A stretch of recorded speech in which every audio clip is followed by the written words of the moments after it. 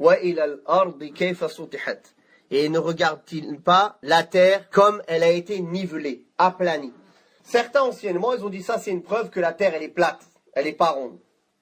Mais les ulama, ils ont répondu à cela par des versets du Coran. Et comme l'imam Sa'di le dit lui-même, et même le Cheikh Al-Uthaymin aussi, il a dit cela, cela ne prouve pas que la terre est plate. Il y a d'autres versets qui prouvent que la terre, elle est ronde.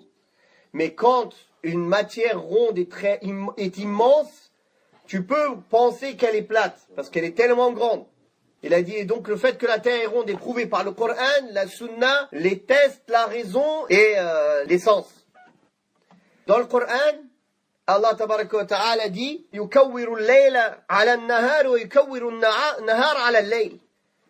Dans ce verset, tu comprends que la nuit et le jour, elles viennent l'un après l'autre. Il a utilisé le mot يُكَوِّرُ, c'est-à-dire elle est كُرَوِيَّة, c'est-à-dire elle vient en cercle et non pas droit.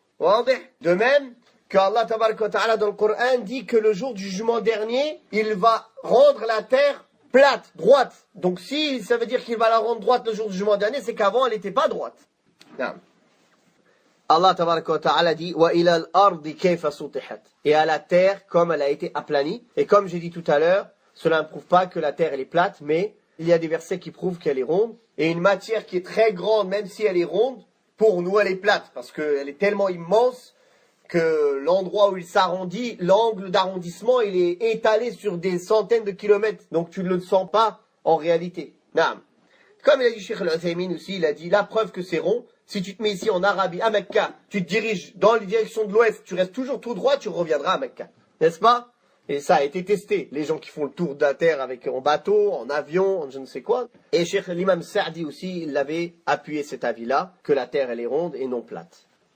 Mais quand Allah tabaraka wa ta'ala dit وَإِلَى الْأَرْضِ كَيْفَ سُطِحَتْ, et c'est-à-dire ne regarde-t-il pas comment la terre elle a été aplanie? Effectivement, imaginez-vous qu'il n'y aurait pas de plaine, il n'y aurait pas de route, tout serait comme dans les montagnes. Comment on pourrait faire planter les plantations, faire des habitations? Comment on pourrait voyager? On pourrait rien faire. Mais imagine-toi, tu mets le pied quelque part, c'est à 50 mètres de hauteur. Au deuxième pied, c'est à moins 50. Au troisième pied, c'est plus 100. Imagine, tout serait comme ça, là. Des trous, des bosses, partout, non aplani. Comment tu vis? Tu peux même pas marcher, tu es obligé de rester sur place. Mais c'est des choses, ça nous paraît évident, mais Allah Ta'ala, c'est lui qui les a préparées pour nous, pour qu'on puisse vivre. Donc Allah Ta'ala nous interpelle, et interpelle surtout les kuffars, qui ne réfléchissent pas, qui ne regardent pas ces signes-là. Surtout ce qui est étonnant, c'est les gens aujourd'hui qui étudient soi-disant la nature, je ne sais quoi. Ils viennent étudier les détails, etc. Et avec ça, ils ne voient pas la grandeur d'Allah subhanahu wa ta'ala. Ils ne voient pas qu'il y a un Seigneur qui a créé tout cela et qu'il faut l'adorer. C'est vraiment, subhanallah, Allah Ta'ala, il leur a mis un voile sur le cœur.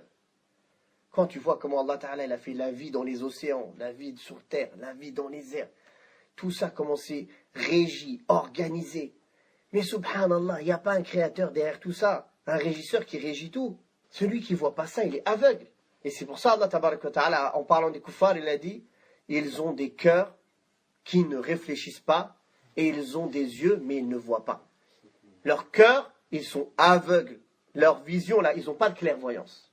Celui qui est dans ce monde aveugle, il sera dans l'au-delà aveugle, mais encore plus égaré que cela.